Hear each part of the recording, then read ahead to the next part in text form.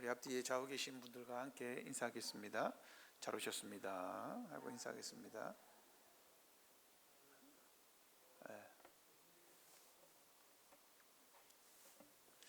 자, 예수님의 기도의 모범에 대해서 배우고 있습니다. 기도의 모범은 예수 그리스도다 그랬죠. 지난주에는 예수님께서 공생의 사역을 시작하시기 전에 또 기도하셨고, 또한 새벽 시간에 항상 첫 시간에 기도하셨다. 첫 시간에 기도하셨다라고 하는 것은 처음 것을 하나님께 드리면 나머지 것들의 가치가 결정된다라고 말씀드렸습니다. 오늘은 예수님의 공생의 자체가 기도의 삶이었다라는 것을 살펴보려고 합니다.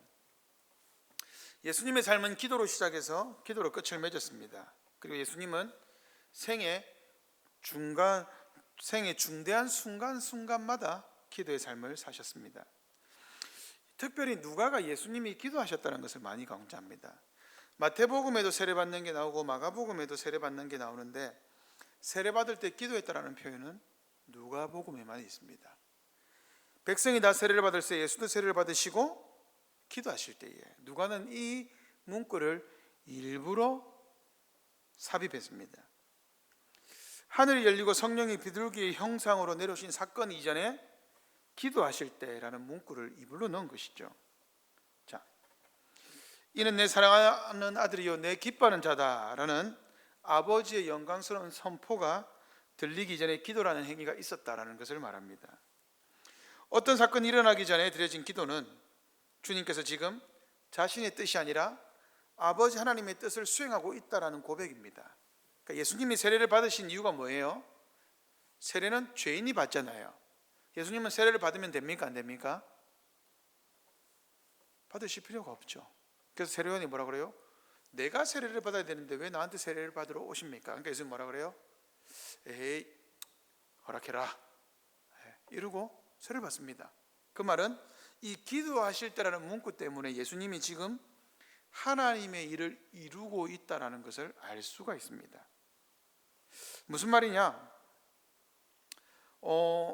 뜻과 계획에 있어서 내가 주체로 있으면 공생애가 아닙니다. 그것은 사생애입니다.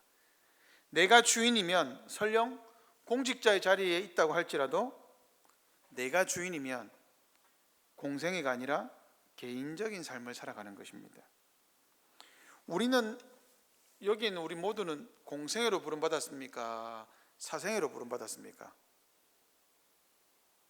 여러분 모두는 공생애로 부름받았습니다. 예수 그리스도를 믿은 순간 사생애를 살기는 걸렀습니다. 우리는 전부 다 하나님 나라의 공적인 생으로 부름받았습니다. 그래서 사도 바울이 디모데에게 뭐라 그럽니까? 이제 우리는 부름받은 자를 위해서 산다라고 이야기를 했습니다. 그죠? 모집한 사람, 우리는 군인인데 군인은 모집한 사람을 위해서 산다 그랬습니다. 마찬가지입니다. 예수님이 지금 여기서 기도하고 계신다는 것은 무엇입니까? 공생이라는 거예요. 예수님의 개인적인 이 땅에서 오셔서 잠시 나들이 하고 가신 게 아니라는 것을 보여줍니다. 자신을 하나님께 드렸다라고 말하는 사람들이 있습니다. 그런데 여전히 다른 사람들 눈에 드러나지 않는 은밀한 욕심이 내면에 뱀처럼 또아리를 틀고 있을 수 있죠. 그렇죠? 자기를 부인하는 가장 극단적인 방법이 뭘까요? 자기 부인의 가장 극단적인 방법은 금식입니다. 자기를 부인하는 자신의 목숨을 거는 일이라는 것을 보여주죠. 금식은 자신의 유익을 일절 추구하지 않습니다. 내게 좋다고 판단되는 어떤 음식도 먹지 않죠. 내 이름을 높이고 내 재산을 불리고 내 편의를 추구하고 내 영향을 키우는 어떠한 것에도 탐욕의 군침을 흘리지 않는 것이 금식입니다. 곡기를 끊는다 그러죠. 죽기를 각오한 거 아닙니까? 목숨을 구해야 하는 상황이라 할지라도 그것보다 높은 가치를 분별해야 합니다. 그렇기 때문에 금식은 다른 사람의 필요를 채워주는 성격이 있습니다. 그 예수님에게서 잘 드러나는데, 예수님은 금식을 하신 후에 사탄에게 시험을 받으셨죠. 사탄이 첫 번째 시험을 뭐로 했습니까? 40일 동안 굶주린 예수님에게 돌을 떡으로 바꿔 먹어라. 자, 예수님이 왜 거절하셨습니까? 이유가 뭐죠? 네 생명을, 네 능력을 써서 지켜라라는 겁니다. 너를 위해 살아봐라. 사탄이 그게 여러분 별것 아닌 시험인 것 같아도 네 힘도 있고 능력도 있는데 왜 굳이 금식하고 있어? 네 능력을 너를 위해 사용해라는 것입니다. 그런데 예수님은 그럴 능력도 있고 그럴 권리도 있습니다. 그런데 거부하셨죠. 왜 거부하셨습니까? 자신의 중요한 생명을 지키는 것 중요한 것 아닙니까? 근데 왜 거부하셨습니까? 하나님의 공생애를 살아감에 있어서, 공적인 사역을 수행함에 있어서 자기의 생명을 귀한 것으로 여기지 않은 것입니다. 하나님의 일을 이루는 게 더 중요했기 때문에 돌로 음식을 바꾸는 것, 떡을 바꾸는 것 거부하신 것입니다. 자신의 생명을 버리는 것과 마찬가지죠. 이것이 어디에서 나옵니까? 십자가의 죽음도 동일한 의미입니다. 예수님의 거절의 의미는 자기 생명을 거절하는 겁니다. 자기의 생명을 거절함으로써 다른 사람에게 유익이 되게 하셨죠. 이런 점에서 예수님은 내가 생명의 떡이다 라고 말씀하셨습니다. 그리고 예수님은 십자가에서 죽으셨죠. 왜 죽으셨습니까? 죄인도 아니신데. 십자가는 타인의 생명을 구하기 위해 자기의 생명을 거절한 현장이죠. 제자들을 선택하실 때도 예수님은 기도하셨습니다. 누가복음 6장 12절에서 13절 이렇게 기록합니다. 이때 예수께서 기도하시러 산으로 가사 밤이 새도록 하나님께 기도하시고 밝음에 그 제자들을 부르사 그 중에 12를 택하여 사도라 칭하셨으니. 예수님이 제자들을 부르시기 전에 뭐 하셨습니까? 철야기도 하셨습니다. 세례를 받은 직후에는 40일간 금식하셨고 사도들을 세우는 일에서는 철야를 선택하셨습니다. 철야는 뭡니까? 잠은 인간에게 최고의 안식 아닙니까? 저도 잠잘 때가 제일 좋습니다. 이불 안에 들어갈 때가 얼마나 좋습니까? 딱 들어 누워가지고 아무도 방해받지 아니하고, 그죠? 잠은 인간에게 최고의 안식입니다. 그런데 그것을 거절하신 것이죠. 수면을 통해 건강을 간신히 지탱하기는커녕 달콤하고 아주 좋은 잠의 안식을 거절하셨습니다. 왜요? 칼빈이 이것을 아주 멋지게 주석했습니다. 이렇게 주석했습니다. 예수님이 잠을 포기하신 것은 교회에 대한 그의 지극한 관심이다. 제자들에 대한 사랑, 그들이 세울 교회에 대한 사랑, 그 사랑이 예수님을 철야기도 자리로 내몰았다라고 말했습니다. 그죠? 제자들을 선택하는 것은 교회에 대한 사랑을 나타냅니다. 왜냐하면 그 제자들이 예수님이 승천하시고 나면 교회를 세울 것이기 때문입니다. 교회의 기초를 세워갈 사도라는 중차대한 직위와 사명을 가졌기 때문에 그런 관심사를 철야기도로 하신 겁니다. 그런데 꼭 그것만이 이유는 아닙니다. 하나님의 백성 개개인을 향한 동일한 사랑의 기도로 중보하고 계신다라는 사실도 있습니다. 예수님이 제자들을 부르심으로써 또 누구를 부르시려고 합니까? 제자들이 부르는 또 다른 사람을 부르려고 하신 겁니다. 그러면 예수님이 철야기도 하심으로써 제자들을 부른 사건은 우리와 연관이 있습니까? 없습니까? 당연히 있습니다. 왜냐하면 그 교회에 우리가 지금 소속되어 있기 때문이죠. 지금도 예수님은 하나님 보좌 우편에서 우리를 위하여 중보하고 계시죠. 자, 예수님은 공생의 전체를 기도로 사셨으면 또한 선택의 기로에서도 결정을 아버지께 맡기셨습니다. 기도하심으로써 그 결정을 아버지께 맡기는 겁니다. 여러분, 기도가 뭡니까? 기도는 결정을 하나님 아버지께 맡기는 겁니다. 기도하면서 내 욕심을 채워가는 것, 그것은 기도를 잘못하고 있는 것이죠. 제대로 기도하면 그 기도 제목조차도 편합니다. 자, 제자들을 선택한 예수님의 철야기도 우리의 모범입니다. 그런데 칼빈은 이것을 뭐라고 했느냐? 항구적인 모범이다 라고 말했습니다. 항상 따라야 한다라는 그 말이죠. 이것은 단순히 수면을 포기하는, 잠을 포기하는 문제가 아니었습니다. 우리에게 주어지는 모든 사안이 중요한 것은 하나님의 뜻을 이루는 것과 관련이 있습니다. 여러분의 삶이 별것 아닌 것 같아도 여러분들이 선택하는 그 모든 선택은 하나님의 뜻을 이루는 겁니다. 그렇기 때문에 여러분 한 사람 한 사람이 중요한 것이죠. 밤새워 예수님이 기도하신 이유는 뭡니까? 제자들을 선택함에 있어서 하나님의 뜻이 너무나 중요하기 때문에 기도하신 겁니다. 예수님은 모든 것에서 아버지의 뜻만이 증거되기를 원하셨죠. 그 아버지의 뜻만을 구한 기도의 절정이 바로 겟세마네 기도 아닙니까? 그렇죠? 그래서 십자가에까지 예수님이 이르게 되었습니다. 여러분, 예수님이 십자가를 피하기 위해서 기도하신 것이 아니라 십자가를 감당하기 위해 기도하셨다는 사실을 명심하셔야 합니다. 예수님의 십자가를 피하기 위함이 아니라 아버지 하나님의 뜻을 이루기 위해서 기도하셨습니다. 이 땅에 보내심을 받은 가장 중요한 목적을 달성하는 순간에 이 같은 기도를 드리신 예수님의 뜻은 무엇이었을까요? 예수님은 죄인을 위해 십자가의 길을 걷고 계시다는 사실을 주목해야 합니다. 여러분, 죄가 무엇이고 그 삭시 얼마나 됩니까? 예수님의 십자가 이전에는요, 우리 죄의 무게를 달아본 역사가 없습니다. 예수님의 십자가에서 우리의 죄가 얼마나 크고 무겁고 비참한지를 깨닫게 되는 거예요. 예수님의 십자가 전에는 한 번도 예수님이 죄의 무게를 달아본 적이 없습니다.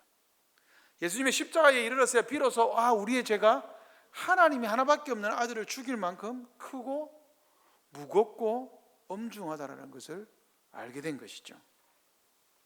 십자가 이전에는 역사 속에서 한 번도 죄의 무게가 제대로 저울질된 적이 없습니다. 그래서 죄의 실질적인 심각성을 모르기 때문에 우리는 예수님의 부르짖는 기도를 그냥 십자가 지면 되지 뭐한다 이렇게 기도를 갖다가 계속 하셨을까 생각할 수도 있습니다. 기필코 우리와 같이 살아보기 위한 몸부림으로 해석할 수도 있습니다. 그러나 전혀 그렇지 않습니다. 죄의 실상은 참으로 심각합니다. 죄의 무게를 제대로 감당해 본 인간이 없기 때문에 그 심각성이 확인되지 않았을 뿐이지 죄의 무게를 우리는 알 수가 없어요. 그런데 십자가에서 이제 죄의 무게를 우리는 비로소 압니다. 우리의 죄가 얼마나 무거운지를 십자가에서 비로소 깨닫게 되는 것이죠. 그러면 십자가의 죽음을 앞두고 예수님이 그렇게 기도하신 이유를 우리는 어떻게 해석할 수 있습니까? 우리의 죄가 얼마나 무거웠길래 하나님이신 예수님이 이렇게 힘들어하실까? 고통스러워하실까? 이것을 피하고 싶어 하실까? 그 사실을 기억하셔야 합니다. 예수님이 기도를 통하여 우리에게 보여주신 죄의 무게를 근거로 우리의 가벼운 죄의 개념을 점검하고 교정해야 합니다. 우리가 쉽지 않게 너무나 쉽게 죄를 범하는 것, 죄의 무게를 몰라서 그렇습니다. 죄의 무게를 점검해 보셔야 합니다. 하나님의 아들이 저주의 십자가에 달려 죽으실 정도로 죄의 심각성은 아주 중차대합니다. 자기 백성을 위해 죽으려고 오셨음에도 불구하고 죽음의 잔만큼은 피하고 싶을 정도로 죄의 무게는 인간이 측량할 수 없죠. 그러나 비록 십자가에 예정된 죽음을 예수님은 알고 계셨고 십자가에 달려 돌아가시기 위해 오셨지만, 그리고 그것이 아버지의 돌이킬 수 없는 결정이라는 것도 아셨지만 그래도 주저가 되었고 그 결과 3번이나 부르짖어 기도할 만큼 죄의 무게가 무거웠다라는 사실을 기억하셔야 합니다. 예수님이 한 번 기도하신 것이 아니라 3번이나 기도하셨습니다. 그 십자가를 피하기 위해서. 칼빈이 말했듯이 죄가 없으신 분이 이렇게 기도하셨다면 우리는 얼마나 더 힘써 기도해야 할까요? 예수님은 땅에서 생애를 마감하는 순간에도 기도하셨습니다. 내 영혼을 아버지께 맡깁니다. 예수님이 죽으실 때 하신 기도죠. 이것을 보면 예수님은 처음부터 끝까지 기도하셨습니다. 생의 마지막 순간까지도 내 영혼이 아버지께 있다는 신뢰의 고백을 예수님은 기도로서 남기셨습니다. 그리고 우리는 여기서 기도의 본질을 발견하죠. 기도의 본질이 무엇입니까? 기도는 우리의 인생의 처음부터 마지막까지 이어진다는 사실입니다. 예수님의 기도의 모범에서 알 수 있죠. 예수님의 생엔 기도로 시작해서 기도로 마치셨습니다. 마찬가지입니다. 기도의 본질은 일평생을 기도로 시작하고 기도로 마치는 거죠. 종교적인 습관이 될 수 없습니다. 예수님에게 있어서 기도는 뭐냐? 하나님을 향해 전심으로 내딛는 질주였습니다. 전심전력이었습니다. 기도는 하나님을 아는 가장 깊은 자리로 들어가는 것이 기도였습니다. 하나님의 뜻이 자기의 생애에서 단 하나도 빠짐없이 이루어지도록 자기를 철저히 부인하는 것이 기도였습니다. 하나님의 뜻에 자신을 맞추는 것이 기도였고, 영혼의 마지막 숨결까지도 하나님의 뜻을 이루기 위해 하나님께 자신의 영혼을 맡기는 기도였습니다. 예수님의 삶은 기도가 없이는 이루어지지 않았습니다. 예수님도 이렇게 말씀하셨죠. 기도 외에는 이런 유가 나갈 수 없느니라. 그런데 예수님의 기도는 자신만을 위한 기도가 아니었습니다. 예수님의 기도를 잘 들여다보십시오. 예수님의 전 생애에 걸쳐서 예수님은 기도하셨지만 예수님의 그 기도는 하나님의 모든 역사와 만물을 지탱하는 기도였습니다. 골방의 기도가 열방을 움직인다라는 문구가 있습니다. 이상한 말이 아니죠. 기도의 본질은 그런 겁니다. 자신을 향하고 자신에게만 갇혀있는 기도는 성숙한 기도가 아닙니다. 왜 그럴까요? 예수님의 기도를 보십시오. 예수님의 기도는 철저하게 하나님의 뜻을 이루는 기도였습니다. 기도는 언제나 나를 지향하는 것이 아니라 하나님을 지향하는 겁니다. 예수님이 기도의 모범을 그렇게 보여주셨어요. 예수님은 하나님의 뜻을 이루기 위해서 기도하셨습니다. 그러면 기도는 하나님의 뜻을 이루는 것이요, 늘 하나님을 지향하는 겁니다.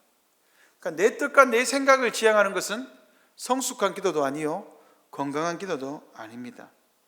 기도는 하나님의 거대한 뜻에 순복하는 작은 작업입니다. 하나님의 그 거대한 인생을 향한 거대한 그림 앞에서 마땅히 서 있어야 할 곳에 내가 서는 것, 그것이 기도입니다.